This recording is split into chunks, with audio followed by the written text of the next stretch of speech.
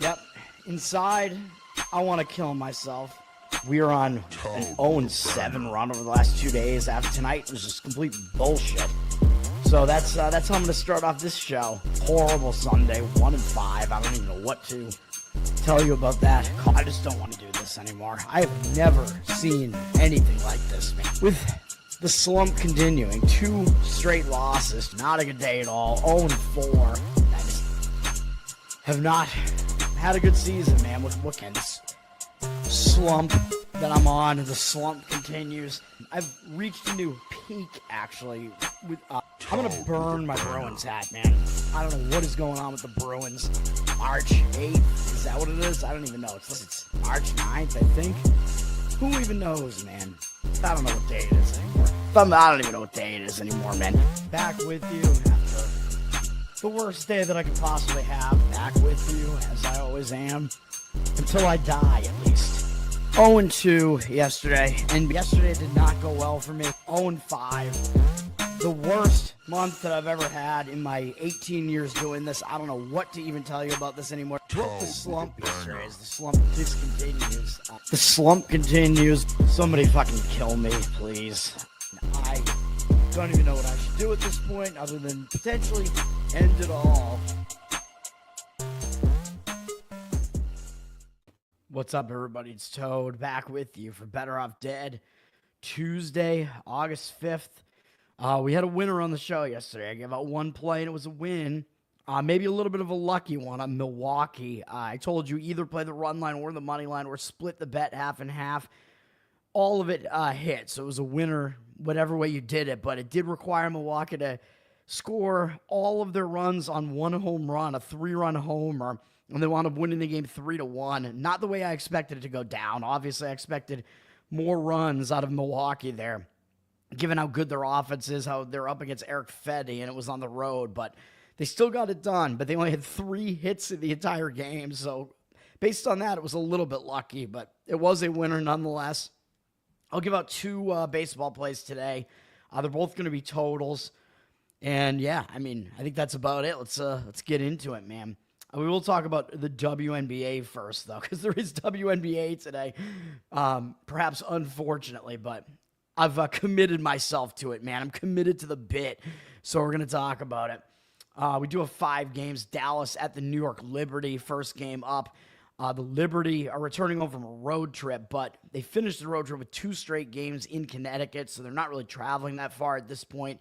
They are still returning back home, which still could be a little bit of a distraction. Playing against Dallas, I think Dallas is just dealing with some injuries right now, not with Beckers, but they do have Harris and Hines Allen. Well, Harris is out for the season. Hines Allen is listed as game time decision. But whatever the case is, the line has gone up on New York from 7 to 11 now. Probably seems like a bit of too much of a price to lay there with New York, although they are one of the top teams in the WNBA. Dallas, on the other hand, coming in to start a road trip, so the spot is a little bit better for them. Coming off a couple of losses, maybe a spot to refocus for them. Washington at Chicago, and this Chicago team, they are just decimated with injuries. Angel Reese is still out, so she's not playing today. They have a lot of injuries. They've lost how many games in a row? I can't even count. 7, maybe 8, whatever that is. They've been awful recently. They're staying at home.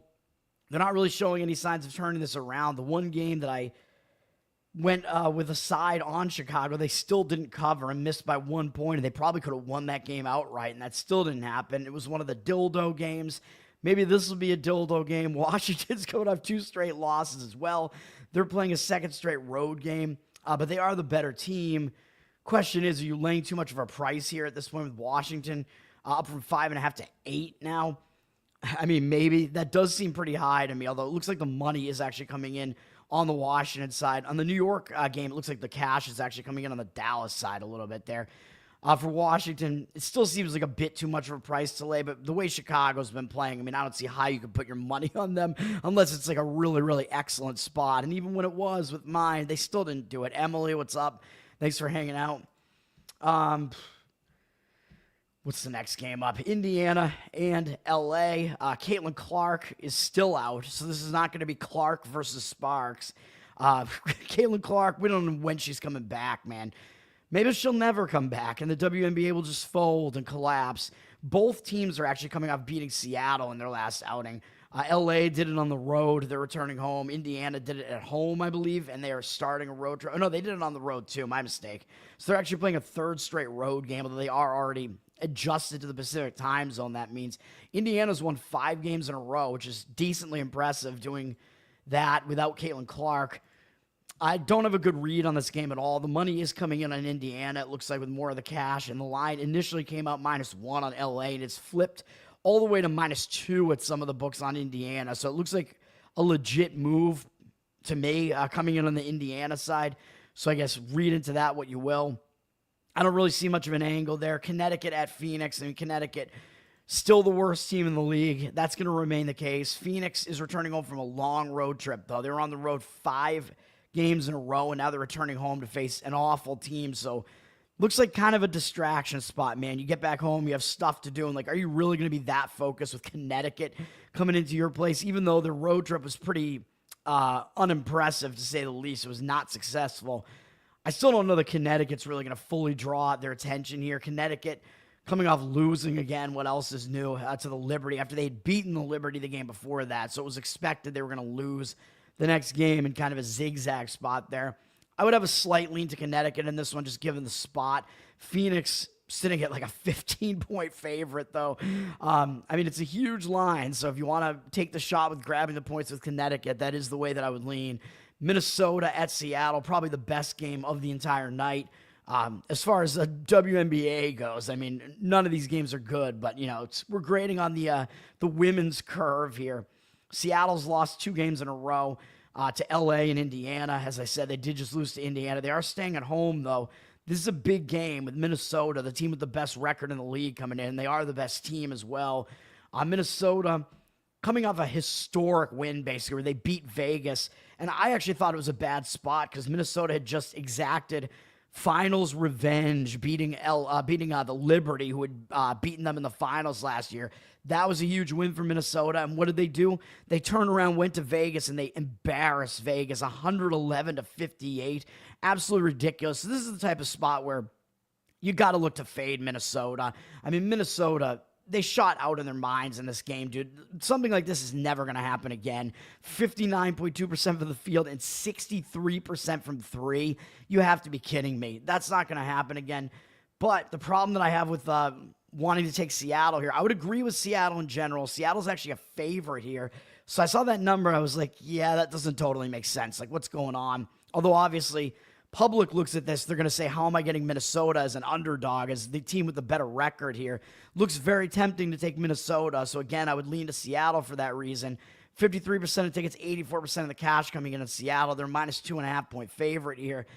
Again, I still think this is probably the best lean of the day, actually, to Seattle. But the problem that I have with this is that Minnesota is now, they're in an injured player spot now. They are going to be without Collier for like 2 weeks, and she's potentially going to be the MVP of the league. She was a heavy favorite to win MVP this year with the way that she's been playing, and now she's out with a sprained ankle for multiple weeks, and this is going to be her first game out. So, you know, I always say that first game out, the team usually tends to step up their game a little bit, knowing that they have to compensate for that star player being out. So I don't really want to fade Minnesota just for that reason.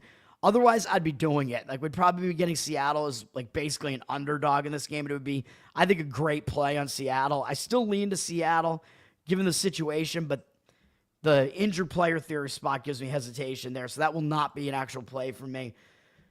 We'll move on to Major League Baseball here, where I am going to have 2 plays. Like I said, we have no afternoon baseball here, even though sometimes we do on a Tuesday. Not the case today. Everything starts in the evening with this great matchup between Houston and Miami. Houston won 8-2 yesterday. Miami, I mean, again, I think they've been playing well above their pay grade, and they're not as good as they look. But for this game, we don't know who Houston's starter is going to be, so that's kind of an issue trying to handicap this game. And that's kind of an issue for Houston, man. If they're going to go with the bullpen game, I don't know. Houston's bullpen is pretty good, though. They only used 3 relief pitchers yesterday, so Houston has the bullpen edge, even though Miami did only use 1 relief pitcher yesterday. Both bullpens set up pretty decently in this game, but Houston's is the better bullpen. We know that Cal Quantrill is pitching from Miami. 4.79 ERA, 1.31 whip on the season. Not great. He has been better at home, though. 4.22 ERA at home. And he's actually been better recently this month. 2.92 ERA. Miami's won like a bunch of his recent starts. They've actually won 8 of his last 9 starts. 21-4 strikeout walk ratio in the month of July. And he's allowed 1 run combined over his last 3 starts in a 16-inning stretch. So he is actually pitching pretty well right now, even though he's not racking up a lot of strikeouts or anything. He's not putting a lot of guys on base and not allowing a lot of runs. So he's actually pitching well, surprisingly, right now. His numbers against Houston are not really that good. In 76 at-bats, 9-7 strikeout walk ratio. Walker actually destroys him, 7 for 15 with a couple of homers. He's allowed a 289 batting average to Houston and 797 OPS. Not sure if Quantrill, even though he is in good form right now, not sure if he's really the guy that you want in this game. The way this is setting up right now, I mean, it almost looks like maybe you could potentially take a shot with the over, the 8.5 here, just because we don't even know what's going to, again, we don't know what's going to happen. If it's like a Houston bad starter or bullpen game up against Quantrill. But again, I don't know if you really want to fade Quantrill, man, because recent form does matter, and that up against matchup stats, I have a hard time, kind of deciding which of the two is the more important of the two, so I usually just stay away from those games. The money line in this is basically close to like -110 on both sides. It's kind of moving around right now. Again, we don't know who Houston's starter is, so it's a very difficult game to handicap. Minnesota at Detroit. Detroit got the win yesterday. Minnesota, I don't even know who they wound up with a starter yesterday, but it didn't work out for them, whatever the case was, even though Detroit was coming off that big ESPN Sunday night game, returning home from it, so it wasn't a very good spot for Detroit, and they still got the win yesterday. Detroit has the better of the two bullpens here. Minnesota's certainly not very good. Detroit used 3 relief pitchers yesterday. Minnesota only used 2. They kind of saved most of their better relievers, but I would still give the bullpen edge to Detroit. Houston, by the way, has the offensive edge over Miami. Detroit has the offensive edge here over Minnesota. I don't think that's really going out on a limb here. Zebby Matthews, returning to the rotation here for the Twins. 5.67 ERA, 1.41 whip. His numbers are not good this year. A 6.63 ERA on the road. That's pretty bad. So he's been definitely struggling, although he's shown some signs of being able to do something, man, because he has a 17-1 strikeout walk ratio over his last 3 starts in July. The last time he came back, I believe he's been up and down between the minors and the majors here. He gave up a lot of runs, though. I mean, that was the thing. He gave up a lot of hits and a lot of runs. Not a lot of home runs, though, but his command was good. Good strikeout rate, not a lot of walks. So he looks like he is able to compete at the major league level and fool hitters. It seems like he kind of just got hit by some timely hitting, maybe threw too many pitches over the plate there. I'm not going to write off Matthews yet, man, because he does have good stuff. So I think his ceiling is definitely a lot higher than what we've seen so far. And Detroit has actually never faced him before. So these young pitchers, as I always say, when the opposing lineup has never seen them before, the young pitcher can have an extra advantage there over those hitters because the hitters don't really know what to expect. So I don't really hate Matthews in this matchup. And he's probably going to be pumped to get another shot pitching at the majors again. Well, actually, he's been in, I mean, he hasn't really, I don't think he's been sent down to the minors, actually, since he's been back up in July. I think he last pitched like in late July, so it's not like he's been out of the rotation for very long. Chris Paddock pitching for Detroit. They got him from Minnesota, so he might actually step up for this game because Minnesota traded him away, and now he's on a contender here, so he might get pumped up to face his former team for the first time. It's an interesting situation here. 4.77 ERA for him, 1.24 whip, very mediocre numbers. 4.02 ERA at home, which was, of course, almost entirely with Minnesota, but he did have one game at home with Detroit. His one game was good with Detroit. He only gave up 1 run in 6 innings against Arizona. Over his last 2 starts, one with Minnesota, one with Arizona, one with Detroit. He faced LA and Arizona, and he went 12 innings, only allowing 7 hits, 2 earned runs total, 13 strikeouts, and no walks. So he's in good form over his last 2 starts, even though he was kind of struggling leading up to that. His strikeout walk ratio has been pretty good this entire time leading up to that. So maybe we are going to get a good start out of Paddock here for those reasons. And Minnesota basically has never faced him before. Only former Red Sox Christian Vazquez has seen him before, and he's 0 for 2 off him. So both starters very unfamiliar to the opposing hitters here. I would probably want to avoid Minnesota's bullpen, although, again, they rested their whole bullpen yesterday, so I'm leaning towards an under in some way in this game, man. Although we have 60% of tickets, 76% of the cash on the over.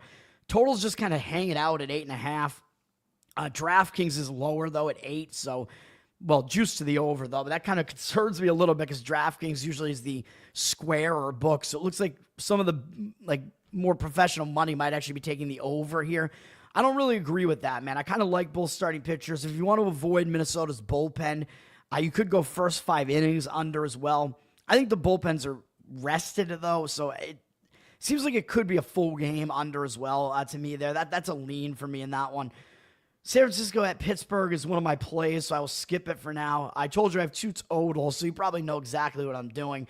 Baltimore at Philadelphia. I mean, this is a pretty ugly pitching matchup here.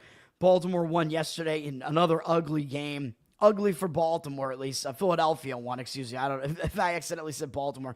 Philadelphia beat Baltimore 13-3 yesterday. Philadelphia has the better of these 2 bullpens. Only used 2 relief pitchers yesterday as well. Baltimore used 3. So we give the bullpen edge to Philly. They obviously have the better offense. Dean Creamer will be pitching for Baltimore here.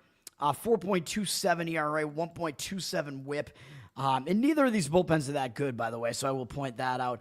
Creamer, never been a fan of him, obviously. His numbers are not terrible this year. He has been pretty terrible on the road, though. 5.37 road ERA. Not a good sign.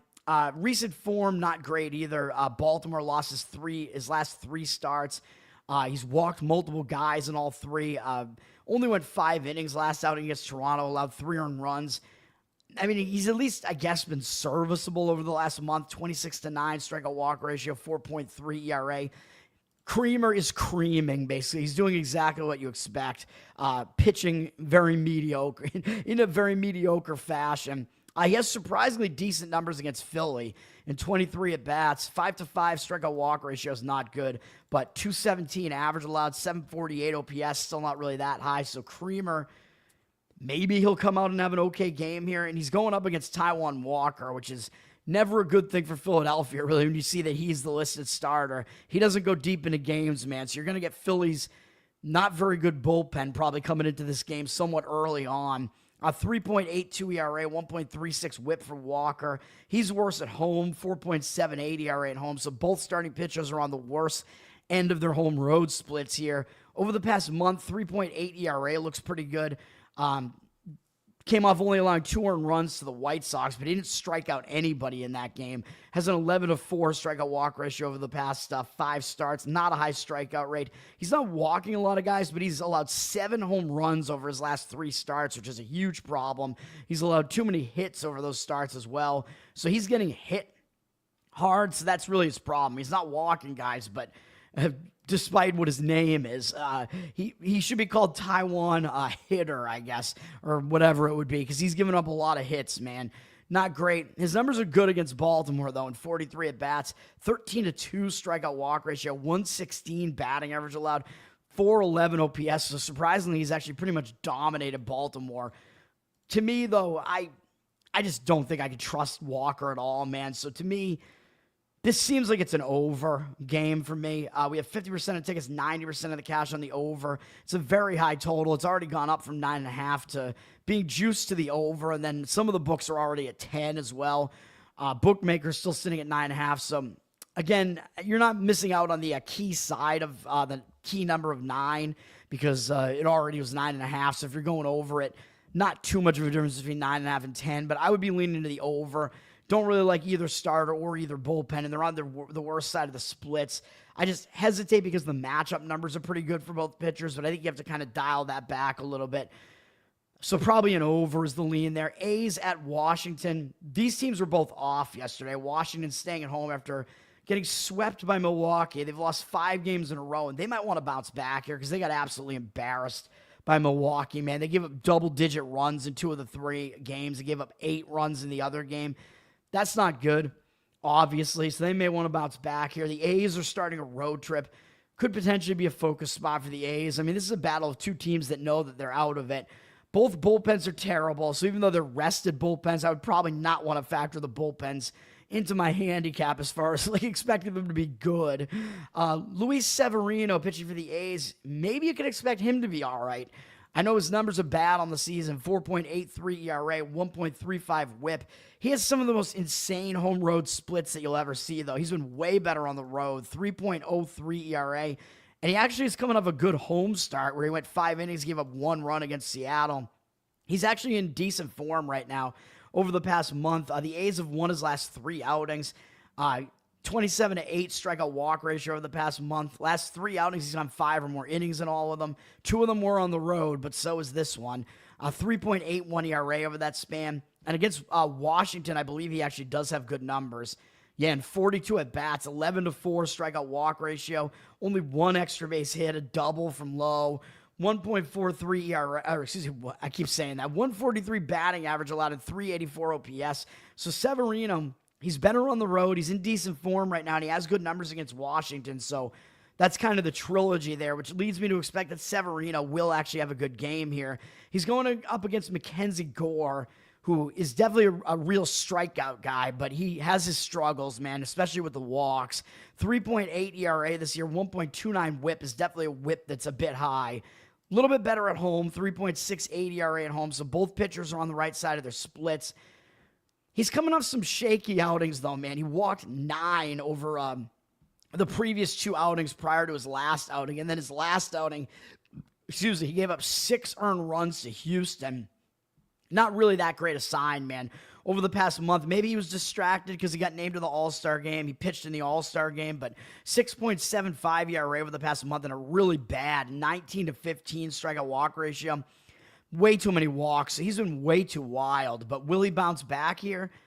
Possibly, because the A's, even though they're a pretty good lineup, a bunch of young talent there, Gore does have decent numbers against the hitters that have seen him before, and some of their best hitters have never seen him before. 16 at-bats, 6 strikeouts, no walks, no extra base hits, 188 average allowed in 375 OPS. So Gore may actually pitch well in this game. I would not want anything to do with the bullpens here, but I'm kind of leaning towards the first 5 under in this game.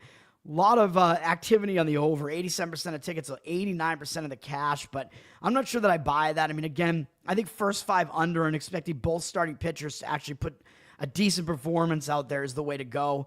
If you want to go full game, just because it's not at the A's stadium and both bullpens are rested, you can have at it, but these are the 2 worst bullpens in baseball, so I don't really want to do that. So under first 5 would be the way I would do it in this game. We see 8.5s across the board, but Bookmaker, which I consider them to be an indicator book because they cater to the pros. They have the highest juice on the under 8.5 there. So that's kind of an indicator there towards the under, at least for me, the way that I read this market. So that's the way that I read that game. Cleveland at the Mets. Mets took a loss yesterday, 7-6, and all of the runs were scored after the 5th inning. So I said I was leaning towards an under in the game yesterday there. I should have said first 5 under because I did like the starting pitching better than the bullpens. I'm not loving how the bullpen's set up in this one, maybe. As I pointed out yesterday, Cleveland actually has the better bullpen at this point, but they used 4 relievers yesterday. The Mets used 5, I believe. Rayleigh only made 3 pitches, so he's probably available again today. But I don't really love the bullpens coming into this game. Obviously, by the way, I should mention the A's have the better offense over Washington, and I don't know if that's obvious, but they do. And the Mets have the better offense over Cleveland. That's more obvious. Starting pitching in this game, Logan Allen for Cleveland. Mediocre numbers, 4.06 ERA, a pretty high 1.36 whip. He has exactly the same ERA home and away, so consistently mediocre, man. Over the past month, he's actually been decent. 3.52 ERA, 21-6 strikeout walk ratio. Doesn't get a lot of strikeouts, so he doesn't issue a ton of walks. His issue has kind of been the home run ball. He's allowed 5 home runs over the last month, which isn't that great. He's pitching okay, not allowing more than 4 earned runs in any start for a couple of months now, actually going all the way back. He's only done it once all season, actually, in late April against my Boston Red Sox. So he is consistently not allowing a lot of runs, and most of the Mets lineup hasn't seen him before, so maybe he has a little bit of an edge over the Mets guys that haven't seen him before, although Mullins and Soto have combined for a 3-for-5 rate off him with 5 walks and 1 strikeout. So that's not exactly good for Allen against those 2 guys. Maybe he does have an edge over the rest of the Mets hitters who haven't seen him before. Clay Holmes has been the better of these two starters, 3.45 ERA for the Mets. His whip is too high as well, though, 1.32. So that, again, one of those guys where I keep thinking, how could his whip be that high and his ERA still be that low? He's done a little bit worse at home, but his numbers are really close ERA-wise.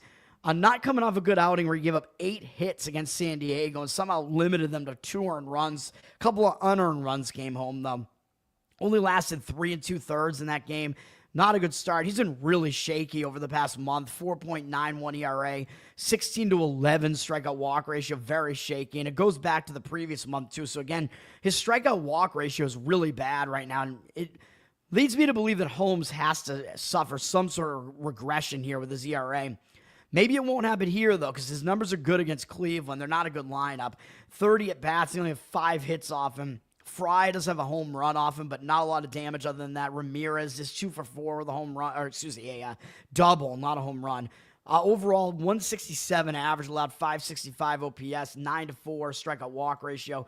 Holmes does do decent against Cleveland. So even though I have my issues with these pitchers, they walk too many guys. I could see the argument in this game for a first 5-inning under. I would not want to factor in the bullpens into that if I were to go under in this game. Could potentially, just based on how they match up here. I know I'm going against, kind of that recent form argument here, at least with Holmes. But to me, I think the under might make sense here, although we see 58% of tickets on the under, 51% of the cash on the over. And we basically just see 8.5s across the entire board here. A little bit heavier juice at bookmaker, though, on the over.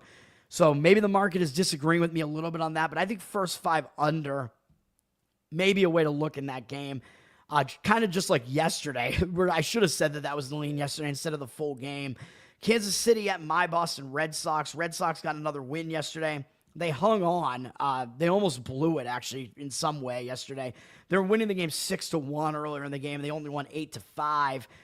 Red Sox, generally, I would say they have the better bullpen over KC, but the Red Sox saw a lot of bullpen usage. 5 relief pitchers entered the game for the Red Sox yesterday compared to 3 for Kansas City, including Sam Long, who I believe is a long relief man. So, again, we're in a simulation, man. Great name for that guy. So, the bullpen edge kind of shifts towards Kansas City a little bit because of the usage.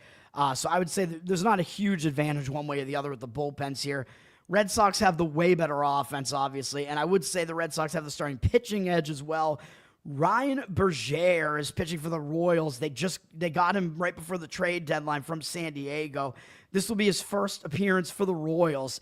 His numbers are actually good on the season, 2.78 ERA, 1.18 whip, and he is going from one pitcher-friendly park in San Diego to another with Kansas City, but he's not pitching in one tonight because Fenway is not a very pitcher-friendly park. Bergere is better on the road, though, which does surprise me with San Diego being so pitcher-friendly. He has a 1.96 ERA on the road this year. San Diego had won a bunch of his recent outings. Actually, going back the full season, San Diego had won 8 of his 10 outings. So that's kind of crazy, but he doesn't go deep into games, man. His last couple of outings, even though he only allowed 3 earned runs across 8 2/3 innings, he walked 6 guys. He struck out 11, so his strikeout rate was high, but the walk rate is way too high right now, man. So Bergere, I don't know how his whip is that low. I guess he's that unhittable, not allowing that many hits because he's wild, man. He's got a decent strikeout rate and a really high walk rate and a really low hit rate. So that's what you're going to get out of Bergere here. And the Red Sox have never faced him before. So maybe he has a little bit of an edge while he's in there against the Red Sox because they haven't seen him before. But I would expect Bergere highly likely to be the first of the starting pitchers out of the game here. So it's highly likely Kansas City goes to their bullpen sooner than the Red Sox do here, which might kind of counteract the fact that Kansas City has a more rested bullpen here because the Red Sox have Garrett Crochet on the mound. We know how good he is. 2.23 ERA, 1.09 whip on the season. Started racking up a bunch of wins since the Red Sox started hitting as well. So he's getting his run support behind him now a little bit. He's been slightly worse at home, 2.42 ERA. Probably expected because it's a hitter-friendly ballpark. Last month, he's been good as usual, not allowing more than 2 earned runs in any of the starts. Red Sox have won all of his starts this month. They've won 5 in a row of his starts, and they've won 9 of his last 10 starts. He has a 31-6 strikeout walk ratio over the last month as well. 1.73 ERA. We get it. He's good. He's facing a really weak KC lineup here. And even though he was in their division last year, so they're somewhat familiar with him, they have not hit him well. In 34 at-bats, 1 extra base hit, a double from Witt, 13 strikeouts to 2 walks, a lot of strikeouts, 176 average, 428 OPS. So Crochet, you got to give him the upper hand in the starting pitching matchup here as well. Could be an early under in this game, though, which is kind of what my thoughts are in this game. I don't necessarily want to deal with the bullpens here because they're both kind of unrested to some extent. Although the money's coming in on the under, too. 75% of tickets, 89% of the cash on the under. Money somewhat on the Red Sox. 78% of tickets, 94% of the cash. Red Sox, way too heavy a favorite, though. In the between minus 230 and minus 250, basically, depending on which book you're looking at. It's a very, very high number there. I think first 5 inning under could make sense, but the total's already down to 7.5 juice to the over. You may still find it an 8 out there, like at DraftKings, although it is juice to the under there a bit. If you can find first 5 innings under at around 4, that's probably the way that I would go in that game. That's not going to be a play for me because I just don't know what we're going to get out of Berger. Crochet should do well for his part, I would imagine. Hopefully I'm right as a Red Sox fan. So those are my thoughts on that one. Brewers at Atlanta. I got the game right yesterday. Somewhat luckily, Milwaukee got the win 3-1 yesterday. We're still going to give Milwaukee the bullpen edge here. They only used 2 relief pitchers yesterday. Very light bullpen usage from Milwaukee yesterday. Atlanta, not as good. They used 3 relief pitchers yesterday, and their bullpen is not as good as Milwaukee's either. And I think we have a starting pitching edge with Milwaukee as well with Freddie Peralta pitching. 3.08 ERA, 1.13 whip. Good stuff, man. Good numbers on the season. He is worse on the road, though, somewhat significantly. 4.19 road ERA. Something to keep in mind. He didn't do well in his last start. 5 earned runs allowed, but it was against the Cubs. He also did walk 4. 2 of his last 3 starts have been fairly bad, and in that Cubs start, he didn't even make it 5 innings. But the other start was against the Dodgers, 4 runs allowed in 5 innings, 3 walks. But those are against elite offenses, man. And the Dodgers was on the road, Cubs was at home. But other than those games, he's been pitching pretty much lights out. So Atlanta's offense is obviously nowhere near as good as the Dodgers or the Cubs. Peralta, 3.58 ERA and 36-12 strikeout walk ratio over the past month. The 12 walks, again, that walk rate skyrocketed a little bit because he faced those 2 good offenses. So I'm still going to say that I believe he's still in decent form here and should do pretty well in this game. He has nice numbers against Atlanta, 58 at-bats.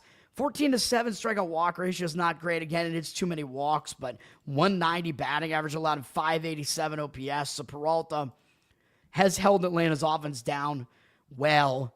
He's going to be opposed by Joey Wentz, who basically has been a journeyman this season alone. I believe he's been on 3 or 4 different teams. 5.02 ERA, 1.44 whip this season. He's basically only in the Braves rotation because they have so many injuries. I don't think he'd be there otherwise. 7.2 ERA at home this season. That's not all with the Braves, though. With the Braves, he's made 4 appearances. He only went more than 5 innings once, which is his last outing. A pretty good 6 2/3 inning, 1-hit shutout against Kansas City, but he did walk 3 guys. Again, Kansas City is a very weak lineup. 7 strikeouts as well in that game. Other than that, he's been okay with Atlanta. He only allowed any runs in 1 outing, but it was against Texas, who isn't really a good offense. I'm not ready to really trust Wentz. I mean, his overall numbers are not that good. Over the course of his career, he's actually been quite awful. 5.45 ERA and 1.51 whip. So I don't think we can expect a whole lot out of Wentz here. Milwaukee's got a good offense, even better on the road. Even though I know they didn't hit well yesterday, Wentz hasn't been good against them in a limited sample size of 21 at-bats. Milwaukee actually has 11 RBIs off him. They're hitters that are in the lineup right now, which unfortunately does not include Chourio, because I like Milwaukee to maybe win the World Series here, but they're going to need him to come back, man. It looks like he might not. But either way, even without him, Milwaukee has a 333 average and 840 OPS against Wentz. So Peralta, you got to give him the upper hand in the starting pitching matchup here. So Milwaukee seems to have the edge across the board again in this game, man. Offense, starting pitching, bullpen. Money is coming in against them, though. They have 75% of tickets, only 74% of the cash. And the line has dropped from similar to where it was yesterday in the minus 140s down into the minus 130s. So I guess take from that what you will. It's still higher at DraftKings, but just because, again, DraftKings pretty much always has a higher number on the favorite. They just kind of screw you with the number on the money line there. Looks like Atlanta is taking a little bit of money as the home underdog, though, but I don't really see it. I don't see a reason to really do that. I mean, professional money, they're always going to be about value, though, so they're basically saying we don't think Milwaukee should be that heavy a favorite on the road, but they seem to always think there's value in Atlanta, man. Oh, Atlanta's better than their record indicates. Well, yeah, that's true, but their season is over now, and it's like, look at this matchup, man. Like, what do you want? So I don't really love that idea at all. I think Milwaukee probably should win this game. And then the total, we have 60% of tickets on the under and 51% of the cash on the under, and it's basically 8 juice to the under across the whole board. Difficult to gauge that total there when you have one starting pitcher you think is going to be good and one who isn't going to be good. As far as what your expectations are, Reds, Cubs, as you can see in the title, it is going to be a total though. I'm skipping that for now. That'll be a best bet. Yankees at Texas. Texas with a win yesterday at extra innings in a crazy game. Texas with a three-run walk-off home run from Young, I guess, to finish the game off, or Jung. I pronounce it Young, though. Jung. I'm happy about this slide that the Yankees are on right now, as I'm not a fan of the Yankees. Texas has the bullpen edge here. They have the better bullpen. Did see some bullpen usage yesterday, though. Texas used John Gray, who is a guy who's been a starter in the past. They used him for a lot of the innings yesterday. So Texas was able to hold their bullpen intact pretty much. So Texas definitely has the bullpen edge here. Yankees used 4 relief pitchers yesterday. Texas's bullpen is better anyway. So we'll give Texas the bullpen edge. Yankees obviously have the offensive edge. They have a way better offense than Texas. But I think Texas, you got to give them the starting pitching edge here. And you know me, I like pitching better than I like hitting. Will Warren is pitching. I think pitching beats hitting more often than it does not. Will Warren pitching for the Yankees, not having a great season. 4.64 ERA. 1.43 whip, not great. Really, really bad on the road. 7.2 ERA on the road. He's been way worse on the road than at home. It's like insane splits for him. Coming off a good outing, gave up 1 run against Tampa Bay in 6 innings. Of course, that was at home. Over the past month, his numbers are not good. 5.34 ERA, 25-16 strikeout walk ratio, 6 home runs allowed, and well more than 1 hit allowed per inning. So he is struggling despite that recent good start. I'm not sure if it's going to continue here, even though Texas is not very good offensively, and he does do well against them. Small 22 at-bat sample size, but only 1 extra base hit allowed, a double to Heim, 11-1 strikeout walk ratio, 227 batting average, 534 OPS allowed. So he does have good numbers against this weak Texas lineup, so it is possible Warren does a little bit better this time out. I think I would trust Eovaldi a little bit more, though. I mean, he's just been the better pitcher on the season by far. 1.49 ERA, 0.89 whip. He's done a little bit worse at home, but still that amounts to 1.86 ERA. Yeah, I mean, there's no way he can keep these numbers that good for an entire season, so at some point there should be some regression, but he's not a guy that I'm jumping up out of my seat to fade, man. Absolutely not. Texas has won his last 5 starts, even though they can't even hit. He has a .59 ERA over that stretch. That was all in July, and 30-8 strikeout walk ratio over that span. Really, really good. And he had 3 shutout performances, allowed 1 earned run in the other 2 starts, hasn't allowed more than that in any of those starts, and went at least 5 innings in every single one. So, yeah, he's obviously in good form right now, although the Yankees are going to be one of the better offenses he's faced, but he did beat them. He didn't beat them. He pitched well against them, but he got absolutely 0 run support. They actually lost the game 1-0 in New York, even though he went 6 innings and only allowed 1 run against them, had a 6-1 strikeout walk ratio. Eovaldi pitched well against the Yankees on the road this year, and he is good against them in general, surprisingly. 120 at-bats. He has a ridiculous 38-4 strikeout walk ratio against the Yankees. Really, all the damage from the Yankees comes from Stanton. They have 5 home runs off him, and 4 of them are Stanton. So if he pitches around him, he could probably hold the Yankees lineup down. Stanton also has struck out 15 times against him, so it's basically either he hits for, power or he strikes out. There's, no in-between with Stanton. But overall, Eovaldi has held the Yankees to a .233 average and .658 OPS. So good numbers from Eovaldi. I would lean towards Texas in this game as far as them having the advantage just because I like pitching over hitting. Money is coming in against it, though, because Texas came out on a minus 140 favorite, and they're down to minus 120 basically at most spots now. 55% of tickets on them, 72% of the cash coming in on the Yankees, though. I think the thought is basically the Yankees shouldn't be an underdog, basically. It's very rare you're going to see the Yankees as an underdog, man. So I think that's kind of the feeling with the professional bettors, like, well, the Yankees, they have such the better offense, and they're definitely a good team, like, they just shouldn't be an underdog to this extent, really. That's kind of the sense, I think, from the professional money there. But in this case, I mean, I do still think Texas has the pitching edge around the across the board there. So we'll see what happens. It's pitching up against hitting. I would lean towards pitching, but it's not anything that's going to make a play for me at all. And I especially would not want to fade that market read there. Colorado hosting Toronto.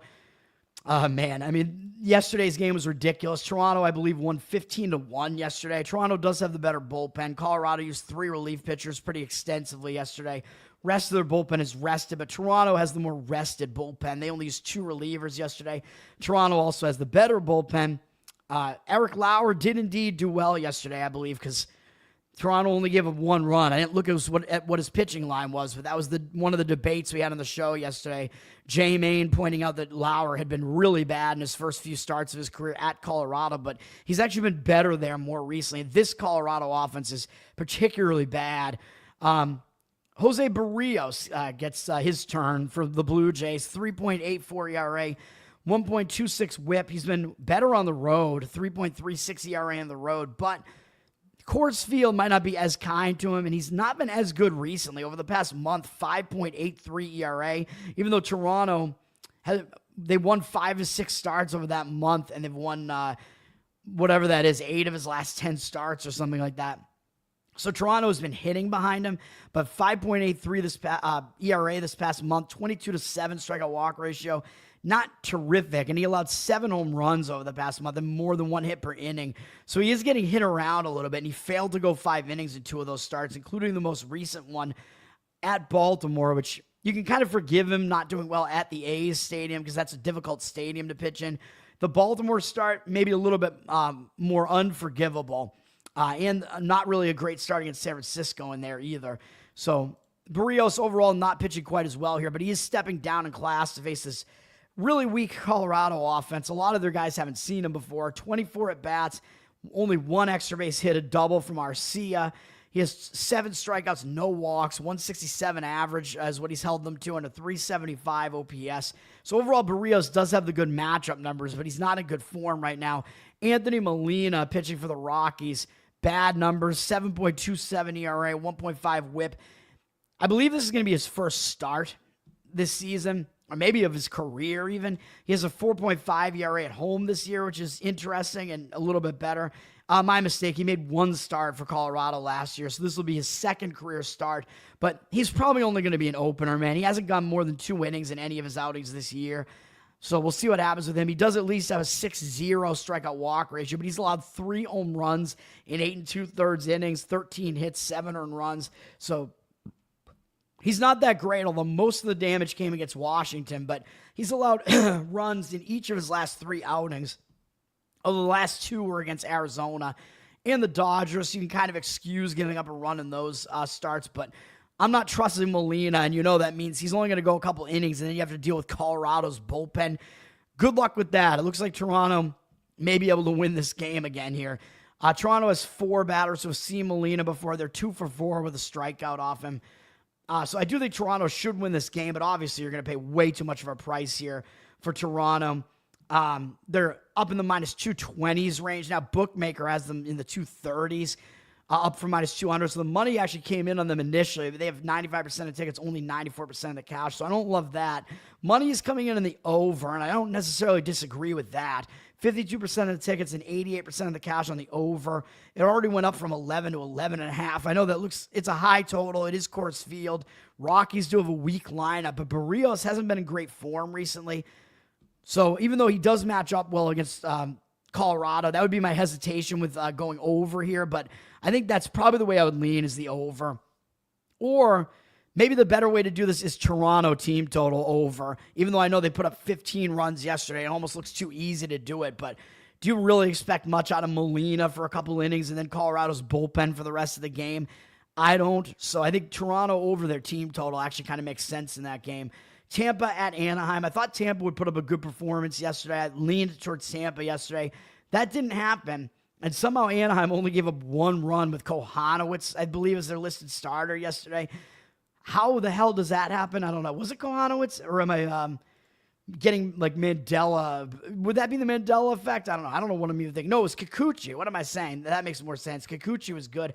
Hauser actually had one of his worst starts, probably his worst start of the season for his first start with Tampa. So very unfortunate for him. My mistake. It was Kikuchi. Anyway, Anaheim has the worst of these 2 bullpens. I mean, I'm not, going out on a limb there. Anaheim used 3 relievers yesterday. Tampa, I believe, only used 1 or 2. Yeah, they only used 1. So Tampa definitely has the bullpen edge here. Might give Anaheim a slight offensive edge at this point, to be honest. Their offense is mediocre, maybe a little bit better than Tampa's. Actually, I'm not sure. Let's see what the stats actually say here. Where are these teams? What are we even looking at here? Maybe not. Tampa's actually... Oh, no, I'm looking at bullpen stats. What am I talking? I'm like, wait, what? Tampa, where are we at here? Tampa is 15th and Anaheim's 16th, or tied for 16th in OPS. So they're very, very similar. That explains why I couldn't figure out which one I thought was better. Ryan Pepiot is pitching for Tampa. Generally, I like him better than Soriano, but in this matchup, I don't think I do. 3.8 ERA in the season, 1.18 whip. I've been a Pepiot defender, man, for pretty much his entire career, especially this year, defending him against the advanced analytics guys who don't like him. He's been worse on the road, 4.3 ERA on the road, even though he's allowed a ton of home runs at home in that very home run conducive stadium. The home run ball's been a problem for him. But he's coming off a really bad road start where I thought he would do way better against the Yankees. Gave up 7 earned runs, 3 walks in 4 innings, 6 hits as well, 2 long balls. Not good. Tampa's actually lost 5 starts in a row of his. But he wasn't pitching that poorly otherwise. In the prior starts, he was doing pretty well. But because of these last 2 starts where he's walked 7 guys, his strikeout walk ratio over the past month is now 36-15, which isn't that good. And he allowed 9 home runs over the past month. So the long ball is an issue for Pepiot, man. 5.03 ERA over the past month, too. Definitely having some issues. But overall, I mean, he doesn't allow that many hits, really, overall. And usually his strikeout walk ratio is actually fairly good as well. So I do generally actually kind of like Pepiot. And normally I'd say, well, I'll give him a pass for a bad start against the Yankees. I think he might bounce back. But in this matchup, I'm not sure. 22 at-bats. I know it's a small sample size against Anaheim here. 9-3 strikeout walk ratio, but Anaheim has a 318 batting average off him, 855 OPS, so they have hit him fairly well. So that does worry me a little bit for Pepiot coming into this game. Up against Jose Soriano, who has a decent ERA, 3.65, but his whip is really high, 1.3 whip. He's another guy that has a whip that's so high. It's like, how could his ERA be as low as it is? For Soriano, he does get a lot of strikeouts, though. He does throw some pretty nasty stuff. He's been worse at home, though, pretty significantly. 4.92 home ERA, so he does not pitch well at home. So both starting pitchers here actually are on the wrong end of their home road splits. He has a 31-15 strikeout walk ratio over the past month. That's not that impressive either. Too many walks, way too many walks. 2.75 ERA, though. Again, somehow he's not allowing that many runs. He allowed 2 or fewer earned runs in all but 1 start in the month of July in 6 starts. Soriano against Tampa, his numbers are mediocre in 25 at-bats. It is a small sample size. 280 batting average, 693 OPS is pretty low, though. But still, I think the way that I'm looking at this game, I mean, you could argue first 5 innings towards Anaheim and argue for Soriano having the starting pitching edge over Pepiot. 55% of tickets, 58% of the cash on Tampa, though. So the cash seems to be coming in on Tampa a little bit. The line has dropped slightly on Anaheim, down from minus 125 down into the minus 120 range, basically, at most of these books. First 5, Anaheim kind of makes sense to me just because of the matchup numbers, but I actually think an over is the way that I'm leaning in this game. I don't see the percentages yet, although the total dropped kind of from 8.5 down to 8 at some of these books. Bookmakers still at 8.5, but juice to the under. But I think with at least one kind of bad bullpen here with Anaheim and not really trusting either starter that much. I mean, I could potentially see an over happening in that game, but I'm definitely not touching that game either. Not going to be a game I'm going to give out a play on.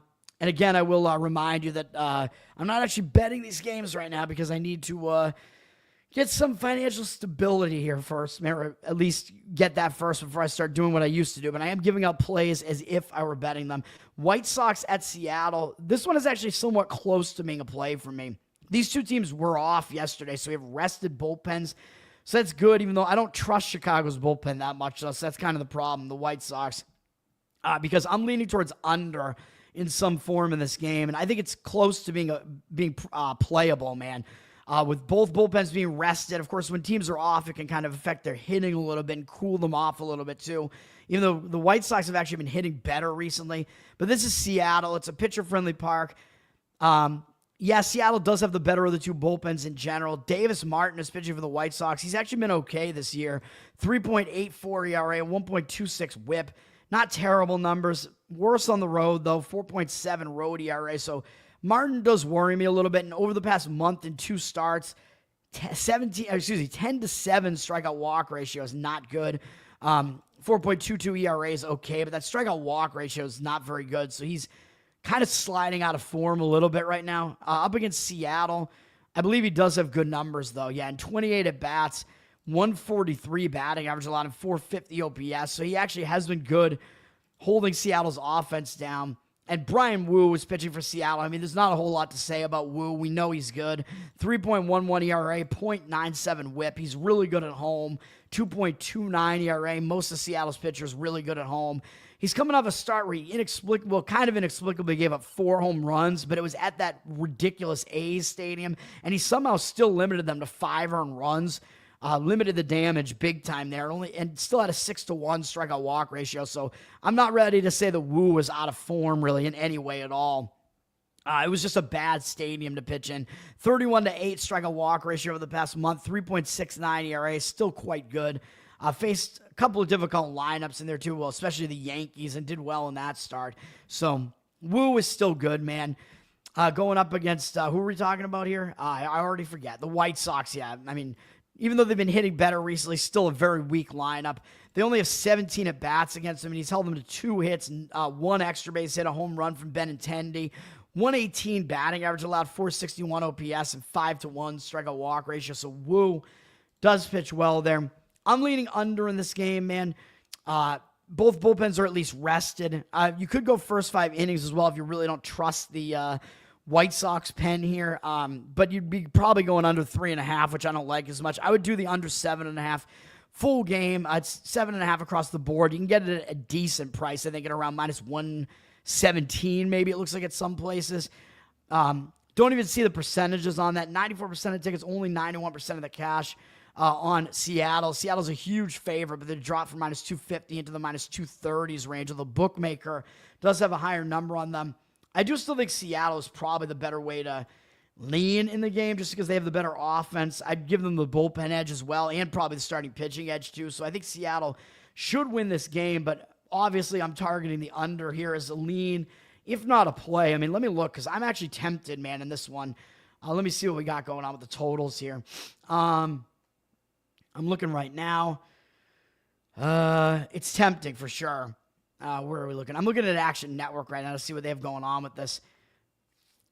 I mean, I'll stay off of it, but it is close, man. It's close to being a play for me. I lean to the under in that game.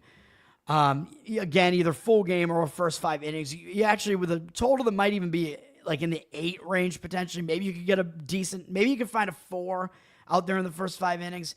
If you want to go under that. San Diego at Arizona. Arizona's won 3 games in a row now, man. Even though they sold off at the deadline, they're out of it. But they're playing against a division rival here, man, and they showed up yesterday and won 6-2. Arizona does have the worst of the 2 bullpens, though, pretty significantly. They did only use 2 relievers yesterday, though, so their bullpen's decently rested, more rested than San Diego's, although San Diego only used 2 relievers yesterday as well. Still going to give the bullpen edge to San Diego because their bullpen is way better than Arizona's. Arizona still has the offensive edge, in my opinion, even though they sold off some of their guys. Starting pitching, interesting matchup here. Yu Darvish pitching for San Diego. he's coming back from injury, and he had a couple of bad starts, and then his last start was actually really good. His overall number's not good so far. 6.46 ERA and 1.35 whip. That is bad. Really bad on the road. 11.88 road ERA, and it might not get easier pitching in a hitter-friendly park, in Arizona. Overall, 18-9 strikeout walk ratio is pretty alarming. That's not good, but after pitching pretty poorly in all four of his first four starts, he came from out of nowhere and had a 7-inning, 2-hit shutout with 7 strikeouts and no walks against the Mets. He absolutely dominated the Mets. And the Mets are a decent lineup, even though I know they're not in the best hitting form right now. That's an impressive outing for you, Darvish. I know that was at home in San Diego's pitcher-friendly park, which he's not going to be in here, so he's not going to do as well as that here, but maybe he'll do okay. I mean, he's rounding into form at the very least. Darvish, I mean, he's a guy with an arsenal that kind of lends itself to being able to pitch at an older age because he's not really like a velocity type of pitcher. He's a guy that has a ton of different pitches, like 7 different pitches, and he tries to fool you with weird off-speed stuff. So if he gets his command back of that stuff, I mean, that is going to be a good thing for him. Mediocre numbers, though, against Arizona. Again, I said they're a pretty decent lineup, even without the guys that they traded away. 119 at-bats against Arizona for Darvish. 40-17 strikeout walk ratio. That is too many walks. 261 average, not bad, but 832 OPS is fairly high. He's allowed 6 home runs, 2 apiece from Carroll, Marte, and McCann. So 3 guys do hit him quite well there as far as the long ball. Not sure if I'm ready to totally trust Darvish here, even though it does look like he's rounding into form. Ryan Nelson will be pitching for the Diamondbacks. A guy that I keep saying I don't think he's that good, but I may have to eat my words at some point because he is pitching well this year. 3.2 ERA, 1.02 whip, really good at home, 2.09 home ERA. Pitching well over the past month, 2.22 ERA, 22-7 strikeout walk ratio. He's pitching well, man, coming off a nice outing at Detroit where his fielding lapsed behind him, but he still only allowed 1 earned run, 8 strikeouts and no walks against a pretty solid Detroit team. So Nelson is pitching fairly well right now, man. Up against the San Diego Padres, though, they've seen a lot of him, 115 at-bats. He hasn't been that great against them. 5 home runs allowed to them. 4 different batters have homered off him. 17-7 strikeout walk ratio. Bogarts has 2 homers off him, by the way. 270 batting average is 764 OPS. So I don't know if I'm ready to trust Nelson either. I mean, I'm kind of leaning towards an under in this game, man, where you don't really know what you're going to get out of either pitcher. It is possible the pitchers don't do that well. Yes, San Diego's bullpen is good, but Arizona's isn't, so most of the components are there to potentially look towards an over. I see 58% of tickets, 62% of the cash on Arizona as a home underdog here. San Diego came out minus 135, and they're already down into the minus 125 range here. So the money seems to be backing Arizona here. If you're going to do Arizona, I would only go first 5 innings and just go with Nelson to outpitch Darvish here because I would not want Arizona's bullpen to factor into the equation. But I can see the argument, like, should San Diego really be that heavy of a favorite with Darvish on the mound, who's kind of still an unknown at this point, and San Diego really has not been a good road team this year, and they really have not been that good since their hot start to the season, although they have been a little bit better recently too, but still don't know if the price is justified on San Diego. But I think the over might make more sense, but the total has flipped from 9 juice to the over to 9 juice to the under at most places, so it looks like the money came in on the under in this game, and I'm not quite sure that I agree with that one. And to finish it off before I go to best bets, going to be a little bit over an hour today. That's not too bad. Not dealing with the chat today, though, which is unfortunate because that means we don't have the interaction today. St. Louis at the Dodgers to finish this thing off here. I believe St. Louis actually won last night. Dodgers were returning home from a road trip, so as I pointed out, it wasn't a great spot for the Dodgers, but I wasn't sure that I wanted to back Sonny Gray on the road. But it turned out that the Dodgers did indeed lose that game, 3-2. The Dodgers do have the worst of the 2 bullpens still. Their bullpen is not a great bullpen, man. They used 3 relief pitchers yesterday, but they only used Dreyer for 1 pitch, so I imagine, will be available again today if they want to use him. St. Louis used 2 relief pitchers as well, not heavy usage at all there from St. Louis. So St. Louis will have the bullpen edge in this game. Dodgers obviously have the hitting edge. They have a really good offense, especially at home. I think they actually have the most runs scored per game out of any team at home this season. Miles Mikolas pitching for St. Louis. Looks like you got to give the starting pitching edge to LA in this game, man. I mean, I don't trust Mikolas, although he's actually been a little bit better recently. 4.83 ERA, 1.28 whip.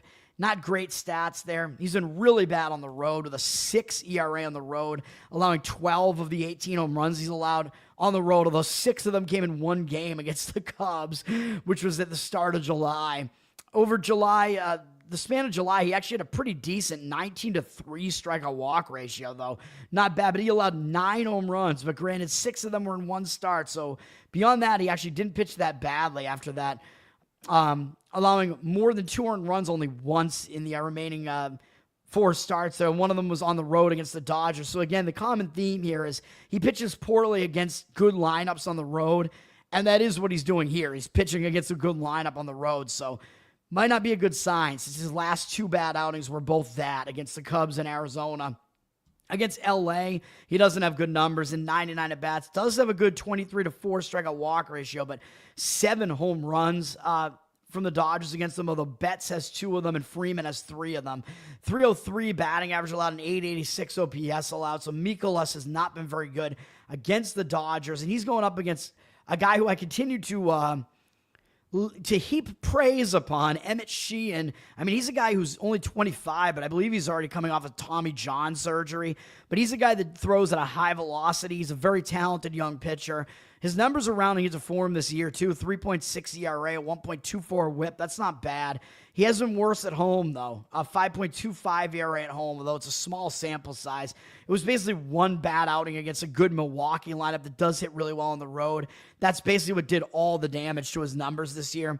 Overall, this year, he's pitching fairly well. 26-10 strikeout walk ratio in 25 innings pitched, 21 hits allowed. The walk rate is too high, though. He's walked 5 guys over the last 2 starts, going 5 or fewer innings in those 2 starts. So not terrific, but again, he does have good strikeout stuff. He's got to get a little bit less wild, but St. Louis has never seen him before, so I think you got to give Sheehan the edge over on Mikolas here, man, in the starting pitching matchup, although bullpens go to St. Louis here, so I think it makes sense to go with the Dodgers here, but I would go first 5 innings and just go with Sheehan to outpitch Mikolas here. 66% of tickets, 94% of the cash on the Dodgers. It's not that typical that you see the money actually coming in on the Dodgers, but it is the case here, although they're down from -190 to into the -180 range, basically, at some places. But I think the way to go would be the run line first 5 innings on the Dodgers here and just go with the Dodgers to have the lead at that point. I think that's a decent way to look at that game. And let's go to the best bet segment, man, where I have 2 totals. And if you know me, you know what I'm doing in these plays. The first one up is actually a repeat of the same thing that I did with the same pitching matchup in the other stadium, and that's going to be San Francisco and Pittsburgh under the 7.5. I saw it out there at -114. You might have to pay a little bit more for that, but remember, 7 is a key number, man, in baseball because it breaks the 3-3 tie. So under in this game, I would pay up to about -120 probably to get it under 7.5, just so if it lands 7, you still get a win on that. And this is the same starting pitching matchup where I gave out the same thing on the road, and I believe it was an easy under call in the other game. I think it might have wound up being a 2-1 final or something like that with the same exact pitching matchup. Last time out, it was Logan Webb against Mike Burrows. Where are they on the board here? Why don't I see them? Come on, man. There they are. So we have 86% of tickets, 91% of the cash coming in on the under. So the under does look public. The total hasn't really moved much. It's kind of just sitting at the 7.5, but I'm going with the under in this game. Just, you know, it worked before. I'm going to do it again here, man, with this matchup, even though San Francisco is a more pitcher-friendly park than Pittsburgh is, but they're actually kind of similar in a way, right? Because you have the water kind of beyond right field. It's actually kind of a similar setup here, and the wind is blowing in, by the way, in Pittsburgh tonight here. So I think it's decent conditions for an under here, although I'll look at the weather report, actually, because I don't really know what the temperature is going to be there, because, of course, if it's cooler, it'll help the under a little bit more. It's going to be 82 degrees, but a 7-mile-an-hour wind blowing in. I mean, still, I think that's okay. It will be warm, but still, it's a night game anyway, so I think that can help kind of knock the offense down a little bit too. But I like the starting pitching matchup, man. And over in San Francisco, Burrows actually outpitched Webb, so I kind of like that as well, even though it looks like the cash percentage is on San Francisco here. 67% of tickets, 92% of the cash on San Francisco. But they've dropped from minus 160 to into the minus 130s, man. So it looks like the actual money to me actually came in, at least initially, hitting Pittsburgh as the home underdog there, which leads me to believe that the professional bettors actually do have some faith in Mike Burrows here. And I would agree with it, even though I do think the edge that he had in his, the last time out, I know one of the major edges he had the last time out was that he was facing a San Francisco team that had never seen him before. So that was definitely a big edge for Burrows in that game. So now that San Francisco has seen him before, they might be able to hit a little bit better against him. But Webb actually wasn't as good last time. So maybe Webb will actually do better, although I know Webb is not as good on the road. I will go to that in a minute. The bullpens, I actually don't mind either bullpen here, man, even though they saw some usage. San Francisco is near the top of the class in bullpen, man. They have one of the best bullpen ERAs and one of the best bullpen whips. They're still a top 5 bullpen. Pittsburgh, shockingly, is 5th in bullpen whip, although their ERA is a little bit higher than that. So we're looking at decent bullpens, and we're looking at some bad offenses here, man.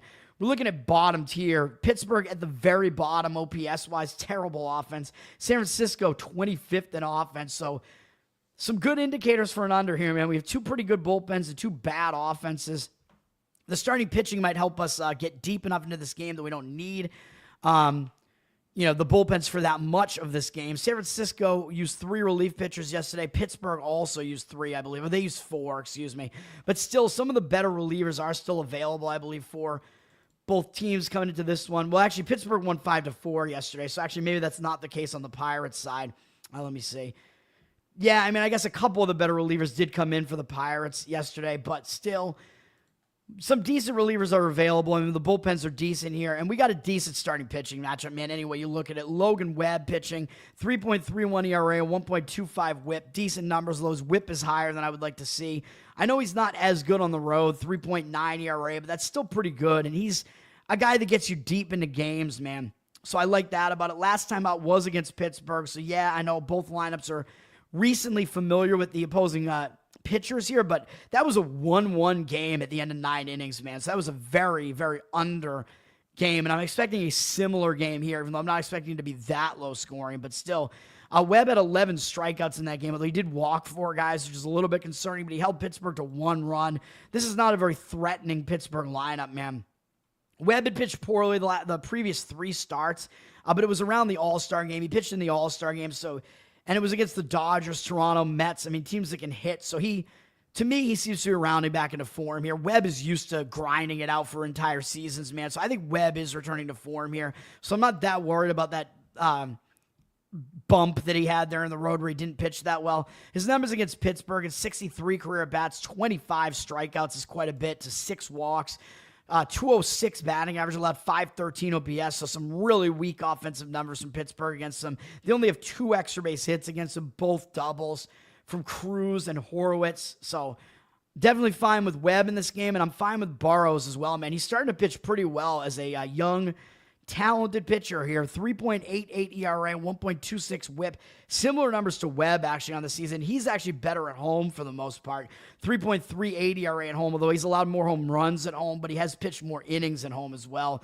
Burrows coming off a couple of really good starts in a row, only allowing 1 run over the last 12 innings, including a start against Arizona, a team that can hit, and he's had a 12-2 strikeout walk ratio over that span. Allowed 1 run that last time out, which was against San Francisco. As I said, 7 strikeouts in 6 innings, only 3 hits allowed, 1 walk. So he did really well. Yes, again, both lineups are recently familiar with these pitchers. They might hit a little bit better, but I'm willing to lay it on the line here with both pitchers actually being good enough that they overcome that familiarity disadvantage that they might have here. Burrows, I think, is starting to pitch really well, man. He's allowed 2 or fewer earned runs in the last 3 outings. The other one was against a weak White Sox lineup. I get that, but as I just showed you, San Francisco's lineup is also a very weak lineup. Burrows against them, it's a very small 19 at-bat sample size, but they have no extra base hits off him. 158 average, 358 OPS, 7 strikeouts, and 1 walk. That was all that 1 start, but he really held them in check, man. So I think he might be able to do fine again here. So under is the play in San Francisco and Pittsburgh there again. What's up, Andrew? Thanks for hanging out. And then finally, we'll go to my last play, which is Also an under, but it's a first 5 under in Reds Cubs. I think public's going to look at this game, Reds Cubs. They know these teams have some good hitters here, especially the Cubs. We know the Cubs can hit. It's at Wrigley Field, which can be a hitter-friendly park, but in this case, I don't think that's the case. I'm going under here. I think it's misleading. The public is probably going to look at this total.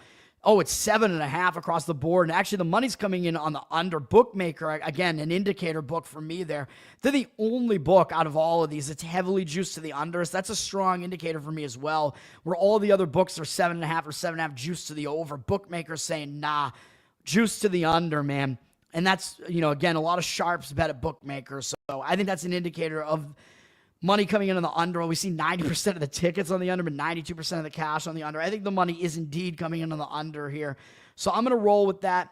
Cubs are a big favorite, of course. The money is coming in on Cincinnati if you want to take from that what you want to. 71% of tickets on Chicago. Of course, the public is only going to bet the Cubs here. I mean, they like that the Cubs have a really good offense, and they have one of their best pitchers on the mound, so that's what's going on there. 80% of the cash coming in on Cincinnati, though, and the lines drop from minus 180, basically into the minus 170s. I don't think I would quite trust Cincinnati here, though, man. And the reason I'm excluding the bullpens, I don't like Cincinnati's bullpen very much. They're a very middling bullpen, but they also used 5 relief pitchers yesterday, so I'm not ready to factor the bullpens into an under here, man. Cubs also, a lot of bullpen usage here. 5 relievers pitched yesterday, so that's kind of a no-go for me, but I like the starting pitching matchup. The money seems to be coming in the under full game, but I'm willing to say that it's going to be mostly because of the starting pitchers. Again, I found a 4 out there. If you can't find a 4 and you have to go under 3.5 in the first 5, that's a little bit less tempting to me. So maybe I would say you should still go full game under the 7.5 here and just risk it. I mean, of course, if it's under 7.5 in Wrigley Field, that means the wind is blowing in. So let me just make sure of that. But I know it's Imanaga on the mound, but with the Cubs at Wrigley, I mean, you'll see wind most likely blowing in. Yeah, it's a 9-mile-an-hour wind blowing in, and it's not going to be very hot in Chicago. 75 degrees, a nice temperature there, man. Nice night at the White Sox there. Although when it's an under, I kind of prefer it to be a little bit overcast and rainy, but looks like decent conditions for the under there. Wind blowing in both of these games. Of course, that is factored into the number there, though. But we're looking at the starting pitching here, man. And I like it for both sides. Zach Littell is going to be making his first start with Cincinnati. Tampa actually traded him. So again, first start with your new team. You might step up and pitch well in that game, man, for your new team. Littell has decent numbers on the season. 3.58 ERA, 1.12 whip. I've never been totally sold on him, though, even though I will bet on some games, bet him to do well. Because his overall numbers, his whip is definitely good. He doesn't put a lot of guys on base. He doesn't walk a lot of guys, but he does give up a lot of hard hits. So that's kind of the problem. He's given up 26 home runs this year, and that's kind of the problem. 3.74 ERA on the road. He's a bit worse on the road. He's allowed 18 home runs on the road, so that is a concern. You have to avoid the home run ball with Littell here, man.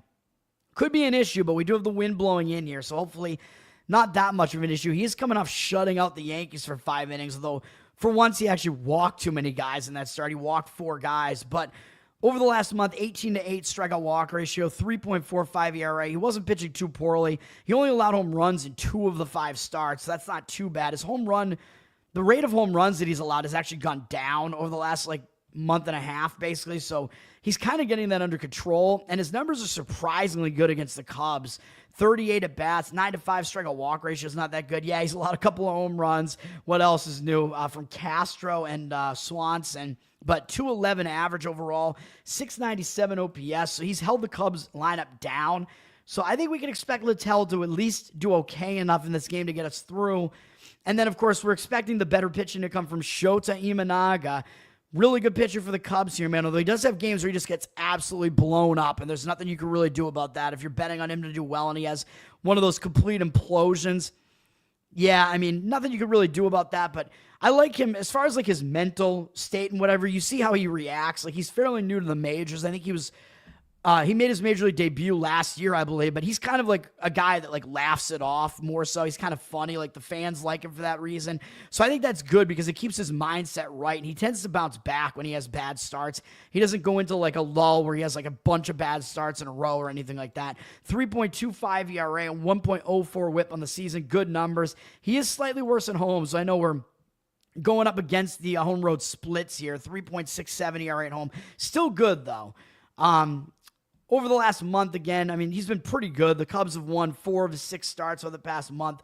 They've won a bunch of his recent starts, actually. They've won 8 of his last 11 starts or whatever that is. That's pretty good as well. Over the past month, 26-2 strikeout walk ratio is really good. But the home run ball became an issue. 9 home runs. He allowed 5 over the last 2 starts. One of those was just that complete blow up against the White Sox that made no sense, man. He came back and he had a pretty decent start against Milwaukee and picked up a win, only allowing 3 earned runs against a good Milwaukee team. Had 8 strikeouts, no walks. So I think he's bouncing back just fine here, man. That strikeout walk ratio over the entire month was really good.